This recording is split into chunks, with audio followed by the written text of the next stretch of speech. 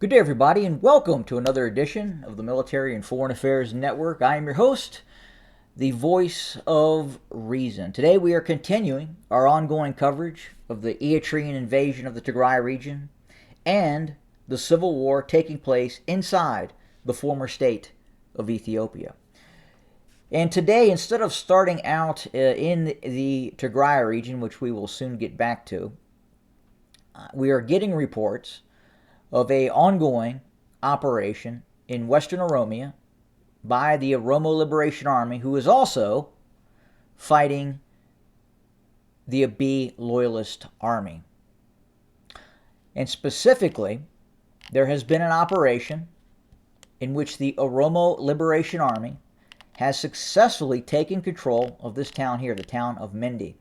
This has also severed the B40 highway. There have been multiple bases that the Oromo Liberation Army has taken control over. There have been federal police stations which are being utilized as interrogation sites, which have also been seized by the Oromo Liberation Army, seizing quantities of armaments and freeing prisoners.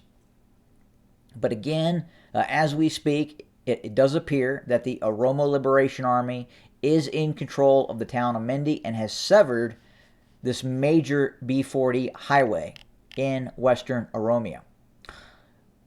Now, with that being said, we have seen an uptick in Abiy loyalist airstrikes against towns and villages in Oromia. These strikes include drones and fixed-wing tactical air assets dropping dumb bombs and rockets on these towns.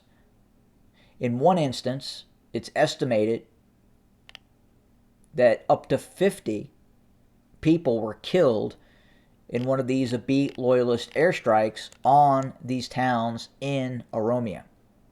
So again, as we start to see the Abiy loyalist army become more and more frustrated with its inability to control territory in Oromia and losing control of towns and villages to the Oromo Liberation Army, we are starting to see that uptick in airstrikes, punitive airstrikes, against what are essentially civilian targets. There are further operations underway. We are waiting more reports from the area. We understand that additional towns have been taken by the Oromo Liberation Army. Obviously, the Abiy loyalist forces right now are paying a lot of attention to what's happening in the Tigray region. And they are probably, most likely, moving forces from some of its operations that it has been conducting against the Oromo Liberation Army to shore up their forces in the north against the Tigrayan Defense Forces. But it does appear that the Oromo Liberation Army is continuing to be very much active in its war against the Abiy Ahmed regime, the Prosperity Party, the one-party unitary system, in what is becoming more and more essentially a city-state, Addis Ababa, also known as Fenfene. But again, as we receive more information about continued operations by the Oromo Liberation Army, we will absolutely bring them to you. Now, as we push further to the north and we look at what is happening in the Tigray region, well, it would appear that as we speak, and over the last several days, they may have to rename the B30 highway, and that's the highway connecting Shire to Adwa, and then further goes up and becomes the A2 highway to Adigrat. So A2, B30. But they may have to rename the B30 to the Highway of Hell, or Martyrdom Road, or the Dirt Nap Freeway, because the level and intensity of Tigrayan Defense Force ambushes against Eritrean Army units is really hitting an unprecedented level. We are receiving now daily, almost hourly reports of continued operations by the Tigrayan Defense Forces against the Eritrean Army that is operating from Shire to what it formerly controlled in terms of Adwa. Again, Adwa continues to be surrounded. We do hear that there are Eritrean Army units that are continuing to be enveloped and attacked by the Tigrayan Defense Forces. And quite frankly, most of these Eritrean units along the B-30 that have occupied areas such as Aksum, Wikro, Shire, towns in between, are essentially surrounded by the Tigrayan Defense Forces at this point. It is becoming incredibly difficult, as we talked about in a previous video, for the Eritrean Army, for Abiy loyalist supporting forces to maneuver and operate along the B-30. So that is a fairly significant in terms of the ongoing war strategy, the war goals of the Tigrayan Defense Forces. With current conditions on the ground that the Abiy loyalist forces are seeing, the Eritrean Army, in some cases, it could appear that the Tigrayan Defense Forces may have allowed some of these Eritrean units to bypass their positions, allowed them deeper into the Tigray region, with quite possibly the intent of destroying the Eritrean army inside of northern Tigray.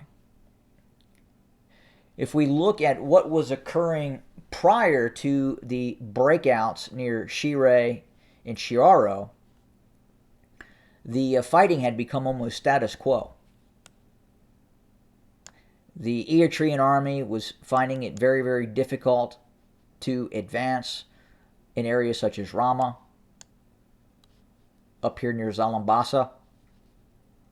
And of course, the fighting that was taking place, the Eritrean army was having very much a difficult time in moving past Adidaro and then eventually attacking Shire.